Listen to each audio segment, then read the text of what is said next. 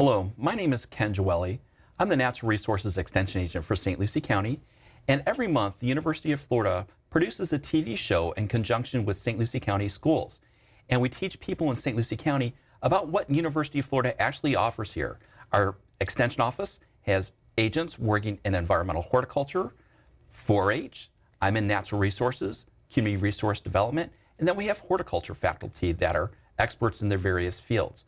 So this month, we have an opportunity to tackle marine sciences and the Manatee Center. And my guest today is April Frederick from the Manatee Center. And April, we were chatting a little bit before. You and I have known each other for a while, off and on, but it's actually been about 5 or 6 years that you and I have known each other. Yeah, I think it has. Yeah. First through the Master Naturalist program, and then through St. Lucie County, I believe over at the Oxbow. And now you're at the Manatee Center where you're the education expert there. Yeah. So, and I see you've got a lot of props with you. I did bring good stuff with me today. Oh yeah, I was worried when you said you had props. You were going to bring us, it has to be the size of the table, no bigger than the table. I had no idea. So, you know, I kind of leave it open-ended, but not too open-ended. Right. So thank you for joining us. So tell the viewers a little bit about who you are, the work that you do at the Manatee Center as, well, as one of the key people there. Well, I mean, I've really been interested in nature and kind of a nature person ever since I can remember, really. And I moved here to Florida from Indiana. And when my husband and I first moved here, everything we did on the water. We snorkeling, sailing, parasailing, and, you know, boating, all of that sort of thing. But it wasn't really until I took a job leading guided hikes through a cypress swamp. Some of your viewers may know the Barley Barber Swamp out in western Martin County. Oh, yeah. And it wasn't until then that I really fell in love with the diversity of Florida. And I love the opportunity to share that with people. My sister gives me a hard time. She often jokes that I am that person who is going to stop random people on a hike and say, look at this butterfly, or... I admit, I do the same thing. You and I are the same like mind here. And also another common thing that we have, I think I first fell in love with the environment in a cypress swamp. No kidding. Yeah, it was a cypress dome at the University of Central Florida. And when I was working on my undergraduate degree there, they had a cypress dome, and I kind of remember it was just so fascinating. You know, and it was round. Yeah. It was a dome. It looked like a real dome. They're magical places. Yeah, they really are. A lot of people stay away from them, though, because they're afraid of the critters that are in the water. Yeah, they are. Yeah. That's true. But the nice thing about where I am now is that the Manatee Center really gives me kind of the perfect platform for that passion. I have an opportunity every day at work to kind of see the light bulb go on in people's eyes and to see people come to that appreciation of what really is Florida. And that's probably the best part about my job. Well, I think I definitely agree with you. You know, having that light bulb, you know, go off in people's eyes, it keeps me going as well. The Manatee Center is a wonderful investment in Fort Pierce. It has helped liven up our downtown, and the work that you and your coworkers there do, the volunteers, all the volunteers do, just amazing, amazing work. So what is your actual title? Are you the education coordinator there? Yep, I'm the education coordinator. And so what that means really is that I develop and lead all of the education programming for the Manatee Center. Okay, so you primarily deal with manatees, but then you also have expertise in maybe seagrasses and some other... Yep, so what we try to do at the Manatee Center is we try to have a broad approach to our education. So manatees are sort of our charismatic megafauna, if you want to use that term, but they provide us an opportunity to teach folks about the larger environmental issues that also might be facing the Indian River Lagoon, because without a healthy lagoon, then we don't have healthy manatees. Yeah, and I see you've brought some props with you. I have. I did bring Mo the manatee. He is our little mascot, so he's actually available at our gift shop. Oh, good. Is a little hand puppet? Yes, he's a little nice. hand puppet. And I see you also brought something that it looks like a skeletal part here. It is. So we have this manatee skull replica in our visitor center, and we use it to educate visitors about manatees when they come in. Oh, great. So people come to the Manatee Center, they learn about all these things, and they even get to go and shop there. Absolutely. And buy all that. So since we're working through the school board to produce this TV show, I think it's important for us to touch on academics. We always want to encourage people, especially the St. Lucie County school students. I'm a graduate of St. Lucie County school system. It's always good to let them know how people got to where they are. So tell the viewers a little bit about your academic background, high school, college and all that. Sure. So I was definitely a science geek in high school. And so I took every science class I could take when I was in high school. I went to high school, I grew up in central Indiana, so wasn't a lot of marine science available to me, but anatomy, physics, biology, chemistry, everything I could take, I took in high school. And then I actually have just a bachelor's degree in natural resources from the Oregon State University, and where there I specialized in sort of upland range management issues, and then as a secondary focus on environmental education. And so I was able to use a lot of what I learned there, but I'm a non-traditional student, so I went back to school as an adult and finished up my degree. But even beyond that, though, I think as important as education is, it's important also to build a broad base of experience. Well, one thing that you mentioned when we were discussing the show is your expertise in interpretation. So tell me a little bit, how did you become an interpreter? How do you interpret nature? That's actually a really good question. So I started off just being interested in sharing the things that I've learned about nature with other people. And over time, I learned through jobs that I had at national parks about the field of environmental interpretation. And then I took some continuing education classes, and then I got certified as an interpretive guide through the National Association for Interpretation. And then I'm also a certified instructor through NAI as well, so I can teach other interpreters how to do interpretation. I think, we both know each other through the Florida Master Naturalist program. I think my favorite, I can't say one of my favorite classes is the interpretation classes. When I teach that, I like the opportunity to teach people about the tangibles and the intangibles. The tangible being something like the skull is right here, but something that people sometimes forget is there's a backstory to just about everything. And connecting those intangibles. When I went into work this morning, I got out of my car and I smelled the citrus smell, and it reminded me of high school, and that's the sort of intangible feeling, connecting nature and the environment and these sort of sensory perceptions to people. I think it's important, but it's skill. It takes skill. It takes skill and it takes practice. Yes, yes. And I do know a few people with NAI, and they're all really on top of it. So Manatee Center's got a good person right there. So how long have you been working on these issues at the Manatee Center? About 3 years or so? Well, I have been at the Manatee Center itself for just about a year now. But I've kind of lived around the lagoon for about 10 years and have spent a lot of time focusing on water resources issues and that sort of thing. In fact, when my husband and I first moved to Florida, we lived on a houseboat in the Stewart area, and we actually would have manatees come and scratch their backs on the bottom of our boat there, which is a little surprising the first time it happens at 2 a.m., but it did, it helped to kind of spur my natural curiosity, and even though at the time I was working at Barley Barber and doing a lot of freshwater wetland stuff, I was really interested in learning about these creatures that came and visited our boat every night. And so it gave me an opportunity to kind of stretch that little personal curiosity. And now that I'm at the Manatee Center, I really have a place where I can kind of bring all of that stuff that I was so excited to learn way back then. Amazing. Up and use it every day. Good. So what does the Manatee Center, what does the facility offer the residents of St. Lucie County and visitors? I know you gave us a few pictures, so maybe we can transition to the pictures now. And So maybe you can tell us, what does the Manatee Center offer? Well, the Manatee Center has been teaching people about the Indian River Lagoon and about manatees for 23 years now.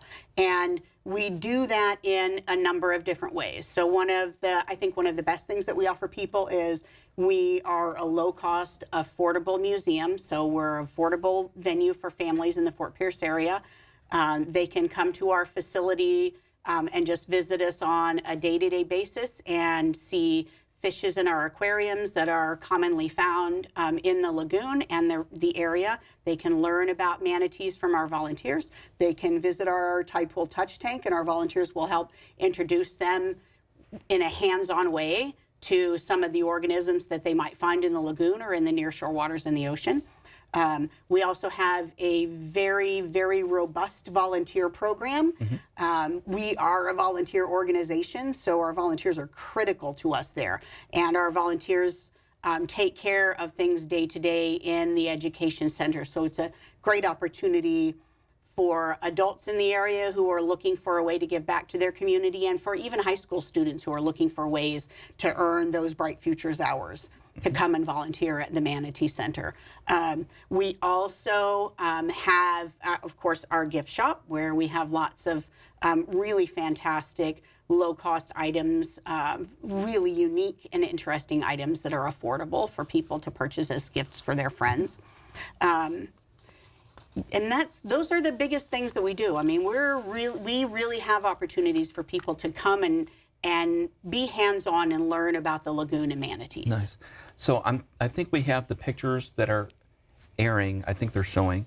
So there's a picture of the Manatee Center, so people can drive around downtown Fort Pierce and they can identify it. It's got that coral color to it. Yep, we have the pink building and the teal roof, and we're right next to the boat launch, past the downtown area, and you can see the big manatee with the peace sign right out in front of our building. So it's near the circle, or actually it probably would be better to say near the marina. Near the marina. Yep, near the marina, north of the marina. Nice, easy to find. Very easy to find. And you guys are right on that water. Why was the Manatee Center put there in the first place? So originally there was Fort Pierce Utilities Authority had a power plant there, and the warm water discharged into Molars Creek. And so, of course, manatees are looking for warm water in the wintertime. So they would be drawn there to the warm water in the wintertime. The power plant was decommissioned. However, we still see manatees. In fact, about the same number of manatees annually come into Molars Creek now as they did when the power plant was in commission. Why do you think they do that? Is it warmer there in the winter? It's certainly warmer there. It's the area still functions as a passive warm water refuge, so it's less active now without the discharge, but it's definitely warmer. In addition to that, Molars Creek is a freshwater creek, so the manatees will come in to actually drink fresh water. And then we have a kind of a really unique circumstance that takes place there, where the female manatees will come in and park their calves for the day. Oh, so it's like a nursery. It is like a nursery, right? So they come in and they'll drop them off, and then they go do whatever manatee moms do when they don't have their kids with them, go to the grocery or, shop without the kids, have cocktails with the girls, whatever. And then they'll come back and pick them up later on in the day. And I know that there's a second story out there. There's a tower there. And on the second floor, there are polarized lenses, or at least there used to be. They aren't there anymore, unfortunately. But it's the tower is definitely a fabulous place, even without the polarized lenses. To go up into our observation tower is a great place to be able to look down into Molars Creek and look for manatees. And then the view from up there, just out across the lagoon, is fabulous. Nice, nice. And I know you guys also bring a lot of kids to the Manatee Center. We do. So you talked about the volunteer training, and the public comes. But the children coming to the Manatee Center and your summer camp programs and things. So tell us a little bit about those programs. So we have actually a very robust education program at the Manatee Center. So we do programs on site for school children. We take programs into the schools for kids. We do our own summer camp programs, week-long summer camp programs every year. And then we see outside summer camps come into us for education programs. So actually right now we're booked out pretty much for outside camps. So all of the month of June and July. Yeah, but that would be like 2020 is when this is airing, so it'll be, Yeah. you guys will probably have openings. So we'll have openings in 2020, sure. But yeah, but we book out for June and July every year. A lot of hands-on stuff for the kids to do. Lots of hands-on things for kids to do. We're working really hard also with providing some programming for other organizations like the Boys and Girls Clubs and Big Brothers Big Sisters. So we're having a chance to reach out into some different audiences in the community. And then we still do education programming for adults as well. So right now we have our longstanding Lunch and Learn program, which happens on the second Friday of every month. And which you're going to be, you've been to several of them, right? Spoken about things like bats and butterflies and that kind of thing. And we also have some new programming that we're doing in partnership with the yacht club down the street from us, Fort Pierce Yacht Club. And we're doing some evening educational lectures there as well. Nice, nice. Yeah. I think probably one of the most memorable programs that I was involved with, we did a program on feral hogs. What fun! Yeah, it was. There were probably 100+ people going, right out the front door. People were wanting to learn about feral hogs, and that's when I realized, wow, this is a really big problem here. And there are a lot of people. I was thinking, right on the Manatee Center property, they don't have a feral hog problem along the Indian River Lagoon, but you guys were able to draw people to the site by having topics of interest like that. So yeah, nice. and people, it's interesting how many different things people will be drawn to and want to learn about. Yeah, I think variety is important too. It makes it interesting for you as the teacher, Absolutely, and also for the visitors. So tell us a little bit about the Florida manatee, the animal. I know it's a mammal. Maybe you can talk about some of the history behind the animal in Florida and the biology and all of that. Sure, sure. So the Florida manatee is actually one of 4 living and 5 total species in the order Sirenia. That includes animals like the Florida manatee, the West African manatee, the dugong, and these animals. The story goes that the name for the order comes about from sailors mistaking manatees for mermaids. Oh. So the sirens of Greek mythology. So that's how they come to be called Sirenia. The Florida manatee can be found in warm waters throughout Florida, in the Gulf of Mexico. They can range as far north in the summertime as Chesapeake Bay. Oh, really? Mm-hmm. They're more commonly seen as around the coast of the Carolinas in the summer. In the wintertime, they kind of all pull down here to Florida. Manatees really can't spend a great deal of time in waters that are colder than 68 degrees Fahrenheit. So it's the warm water in the winter that brings them all down. It's just like the snowbirds. They come down here for the warm weather. And I'm noticing with this skull, first of all, it's massive. It's a huge skull. But then they have herbivore teeth. They do have herbivore teeth. So one of the most interesting things about manatees is that their closest relative is the elephant.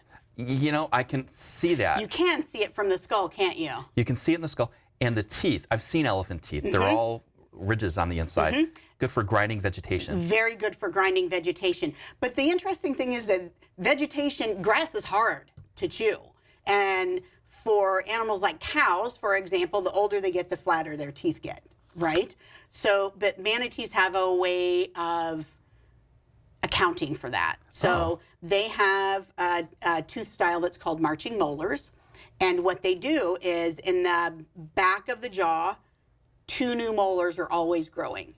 As these 2 new molars grow, they push the teeth forward in the jaw and the older teeth fall out the front. I did not know that. And so they always have good, fresh, strong teeth for chewing. And those grow throughout their entire lifetime. And manatees can live to be about 60 years old. Okay, a nice ripe old age of 60. Yeah. So being herbivores, what are they eating? What is the vegetation they're eating? So manatees will eat almost anything green. They really, really prefer seagrasses. but they will munch on any kind of vegetation that they can reach from the water. In fact, I've seen pictures even of manatees actually kind of crawling up onto the banks and munching at people's grass and stuff during flood events and high water. So we see them frequently outside the education center, reaching up to chew on the bushes that grow along the canalway outside the center. So, but seagrasses are their main staple. Okay. Sometimes I don't shoot the messenger here, okay? But I have had people ask me, why can't we relocate manatees to places where we have invasive plant problems? So hydrilla and water lettuce and those other invasive aquatic plants. Why can't we, I guess, airlift manatees out of the Indian River Lagoon and bring them someplace so they can eat these plants? And that brings us to the obvious question of, they're protected, right? Yes, yes, they are protected. We can't just like pick them up and move them. No, we can't just move them around where we want to. Manatees actually were downlisted in 2017 from endangered to threatened on the federal endangered species list. But that they are still protected.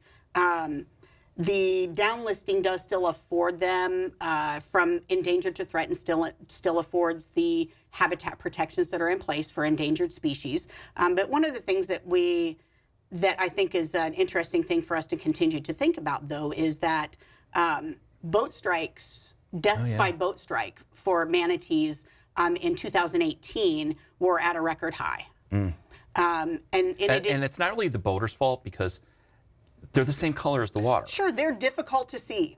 Polarized lenses could help. Yep, they're very difficult to see, and it's one of the reasons that how hard they are to see is one of the reasons why the manatee sanctuary protections that Florida State instituted in 1978 pushed the slow speed zones for manatees. So that way, if we have areas where we know manatees are frequenting, we have those slow speed zones so that boaters can slow down and give themselves the time to see manatees before they run over them. So it's not always good for your boat to run over a manatee either. No. Most people want to do the right thing. Absolutely. Yeah, by far. Especially, it seems like people living in our community, outreach organizations like yours and mine, we've educated the community about the benefits of having native wildlife here. So, people have a real stake in ownership in this. But they also should pay attention to the fact they can't just go up to a manatee, and if they're in a kayak, they shouldn't really encourage them to come over. No, that's absolutely true. So there's the Florida Manatee Sanctuary Act actually is the piece of legislation that prohibits that. So that makes it illegal for you to purposefully or even negligently harass or make any contact with a manatee. So that even includes some of the things that a lot of folks do to help manatees, like running your freshwater hose over the side of your dock. I have seen that. The problem with that is that manatees do need to drink fresh water, and they'll become habituated to getting their fresh water from your freshwater hose. Then when the hose is removed, they have a problem finding a new freshwater source, or it puts them into areas where they have a more likelihood to come into contact with boats. So even some of the things that we do that we're doing with the best intentions are not always the best thing for the animals. I have been out kayaking with groups of people, and the manatees we didn't know they were in the water. And then all of a sudden, one of them will knock the kayak, and a big manatee, 1,500 pounds? Yeah, so they grow, a male will grow to be about 10 feet long and about 1,200 pounds. Yeah, so we're talking about big animals in the water, and they could easily flip that kayak if they wanted to. And we think of them as docile animals, but I've also seen mating mobs and things like that, I don't know how much you want to talk about that, but they're not quite so gentle at that point, are they? They're not. It does get a little crazy in the mating season. In fact, I can remember in the summer of 2018, there was a mating mob of about a dozen manatees in Tampa Bay that actually stopped traffic on the Courtney Campbell Causeway. Yeah. People stopped watching because there was so much thrashing and pandemonium going on, and it was really just a mating mob. And you know, they're really Not quite intent. so fast. That's why, be smart, give them the distance that the respect and distance that they deserve. Exactly. And I have a photo. I was at Round Island, just north of south of Vero, north of Fort Pierce, Hutchinson Island, North Hutchinson. And I just happened to see a manatee that had completely breached the water, and I have his tail fluke. Wow. That's going in. It was trying to be a dolphin. It's like, hey, don't you know?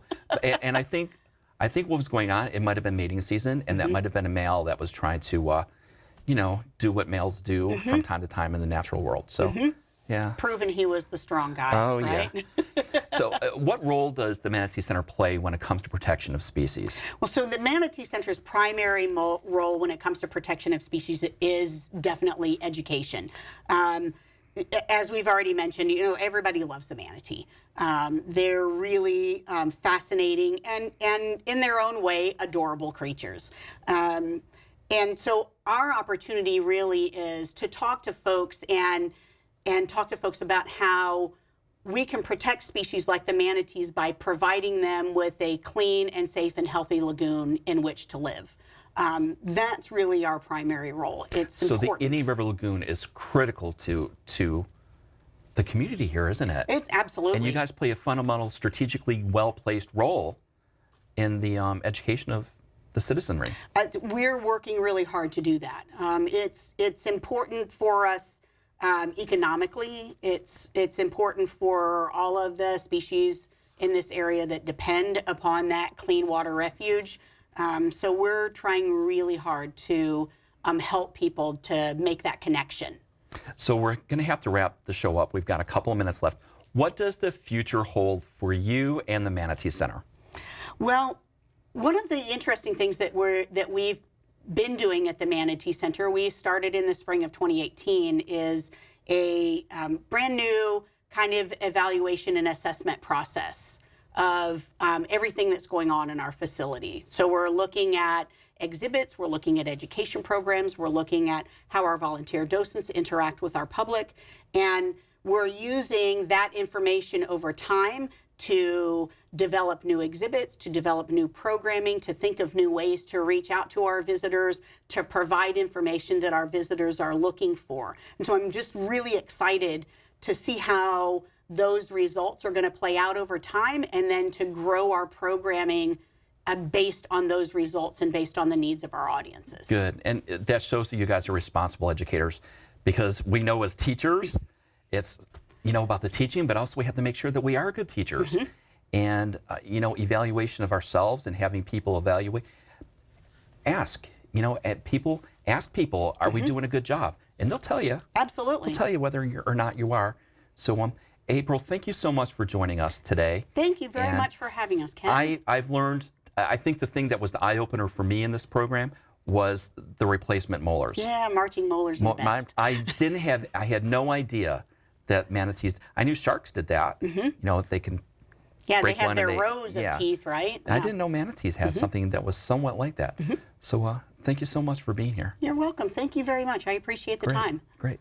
So at the University of Florida, St. Lucie County Extension, we conduct programs throughout the community dealing with horticultural issues, agricultural issues, but then we also have environmental issues like the ones that we've been talking about today.